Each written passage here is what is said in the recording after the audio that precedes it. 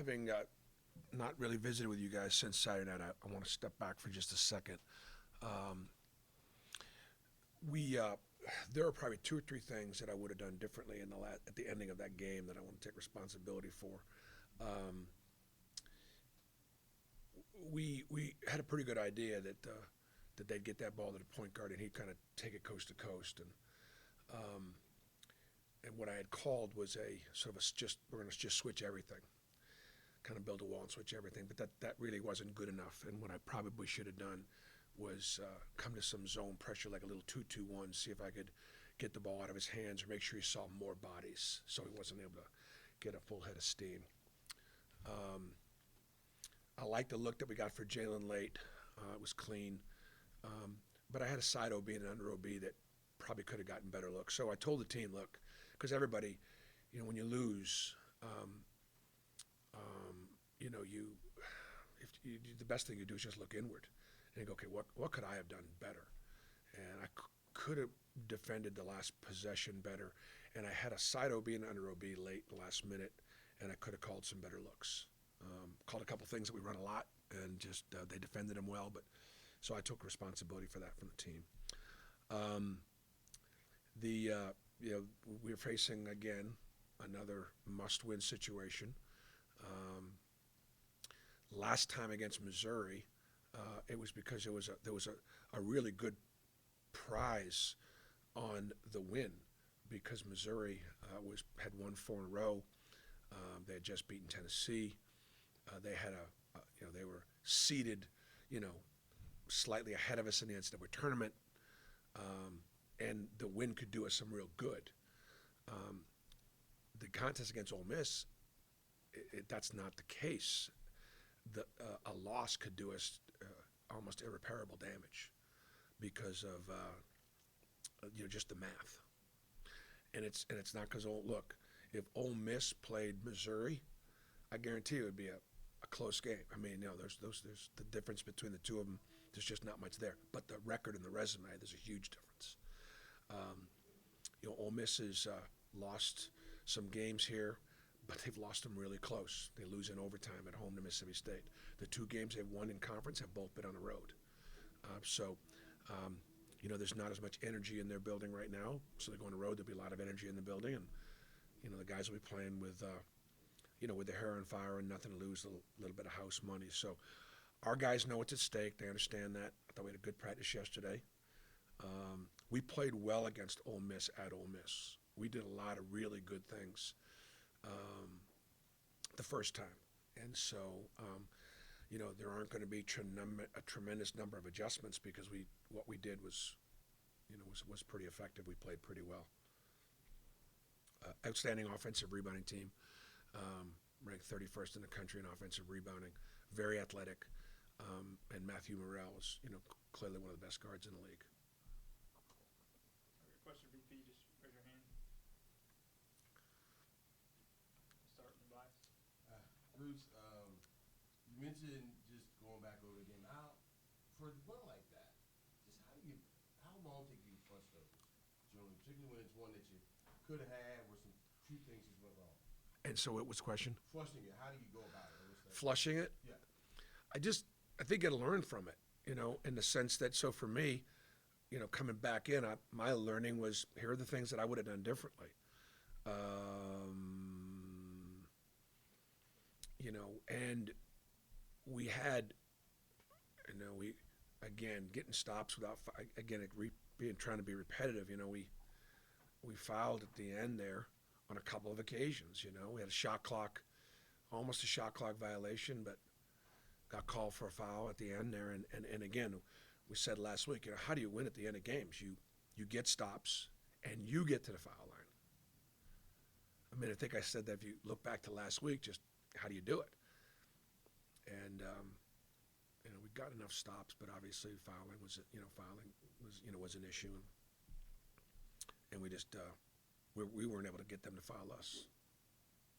Oh, You talked, I think, a couple weeks ago, just when you had so many close losses at the start of this stretch, about you guys were still playing good basketball. You still feel like that? Like you're playing good basketball. It's just literally a player to. Yeah, I mean, We are. I mean, Vanderbilt's won 5 in a row now, and they've beaten a couple of teams that are going to be in the NCAA tournament. I mean, it's a good team. But I think we're playing well. But we're going to have to play better because we still have 3 more games against 3 of the top 4 teams in the league. And we've already played Tennessee and A&M twice and Alabama once. So we've already played. So the schedule just was really, really challenging. So, but I do think we're playing well. I mean, I do. It's just not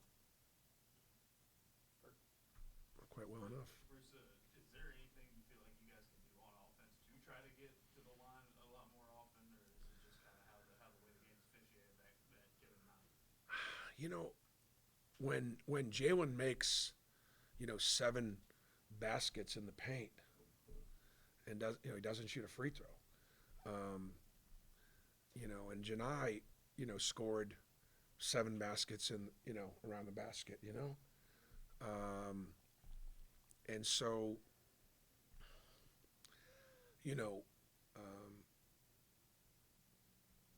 it's we've just whether it's Wendell or KD or somebody taking it to contact, it's I don't know. It's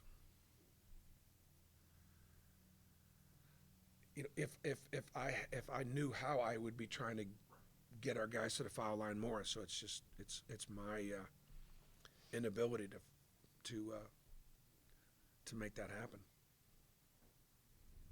Coach, in a recent interview, Stephen said that guys have to play their game as if they have 1 foul and not 4, and trust the guys behind them to come in and do the job.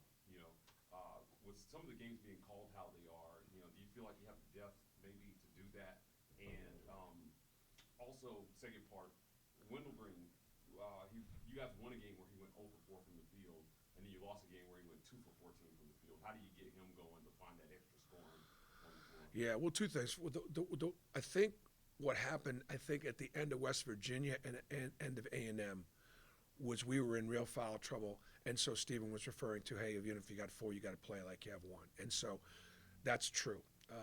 And so sometimes foul trouble can be a factor in why you don't guard, and it shouldn't be, and so that was the point to be learned from. And then, you're going to go as certain guys go. We're going to go as Wendell goes. Wendell's one of our key players, and we're pretty hard to beat when he's really going. So whether it's 9 assists, no turnovers against Missouri, where you kind of feel like he's really going, distributing, but then against 2 for 14, we're not going to win. We're just not going to win many games, in that situation. So, I think in those situations, look, I trust Wendell, okay, and then if in a particular night, and not just specific to Wendell, but let's just say any of your best players, if the opponent, whether through personnel or scheme, are doing a great job taking you away, and you've got to find a way to get it to somebody else. So whether it was getting it to Jalen and Janai, which we did a lot,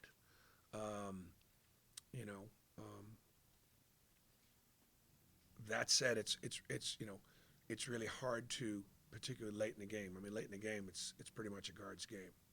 So I think Wendell's okay with as he goes where he goes. That's a great compliment. I trust him and I have confidence in him, but we're working on some things to put him in some better positions where he's maybe not getting double teamed quite as much.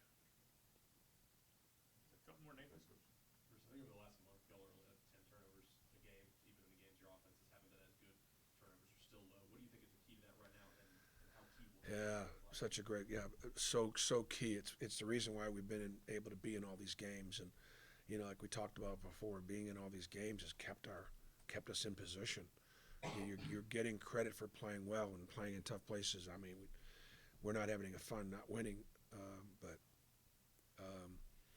that's important. Like, for example, Ole Miss, they do a great job turning you over, and they really finish, and they play pretty fast, and they need turnovers to win. So we're going to have to continue to do that. What I attribute to it is just the guys valuing the possession more. For example, KD, has been more measured in how aggressive he's been. He's turned it over a lot less this year. Now, you might say, well, he's not playing as well. He may not be doing as much, but he's also not hurting us as much because he's taking better care of the ball. Al Flanagan taking better care of the ball. I think the other thing is too is having some other, like having guys. Jalen Williams is one of the best passing bigs out there. He does such a great job, just being a hockey assist and being a facilitator. That his assist turnover ratio is really important to us. Bruce, traditionally basketball says teams that go to the basket shoot more free throws. What happens when that doesn't work, and how do you get through that? I think that that's true. What I'd say is let's give Vanderbilt credit for defending us with verticality and working really hard at not fouling us. I believe that I just can't say anymore. I'm sorry. Bert, I know you mentioned him after the game against Vanderbilt, but I mean, how crucial is it when Lior can come in, make several shots, but also make some plays on defense, like taking those charges and grabbing a couple rebounds? Yeah, I mean, Lior's played another really good game, another really solid game. He's such a solid defender, and he's confident offensive player, and he belongs out there. He really does, and I'm very proud of him, very happy for him, and we'll continue to utilize him. Lior Berman has been a really good, really great story. And I'll just say this while I'm on the subject. We've been on 12 scholarships the last 2 years to satisfy our NCAA penalty, and so we're past that now. Lior Berman would have been the recipient of those scholarships the last 2 years, clearly. And so, what a incredible, another great story about a walk-on from Mountain Brook. How about Pat Kime, who's now the lead pastor at Church of the Highlands. Man, I was in church a Sunday ago, and it was just hard for me to not be really truly weepy watching my young walk-on player leading our church, and then to see Lior accomplish so much here and that represent the United States of America in Israel in the Maccabi USA games, which are been such a important part of my life and Stephen's life, and then watch Lior tried out for that team and was the first alternate, and then somebody didn't wind up going, and then he makes the team and he's their leading scorer and brings home the gold medal, man. And then to be playing in the SEC right now. Stephen was a walk-on. I was a walk-on for a very short period of time, a couple weeks, and so okay. I got one more. Sorry, last one. Yeah, first stole my thunder on the on the Lior question, but I do want to expound a little bit on. He looks a lot more comfortable out there, just pulling the trigger. Sure. Right on the floor. Is that something that you guys see in practice, and how is his role going to expand moving forward, given how he's played? Hey, Mike, I'll holler right back at you. Okay. All right. Yeah. Thank you. Okay. I say that again about Lior. About Lior. Yeah, about being comfortable. Yeah, he's comfortable. Look, his he knows he's a really good shooter, and he knows he's got a good shot fake game, and he's older, and so he's not afraid out there. And every now and then, when you see me yelling at him, and I've gotten on. In fact, my wife's yelled at me a couple times for yelling at Lior too much. She has. It's because I want him to be more aggressive, and I yell at him a lot of times to make the pass or take the shot or make the play. And it's not that he's not willing to, but it's my confidence in him. Okay. Thanks, guys. Hey, just real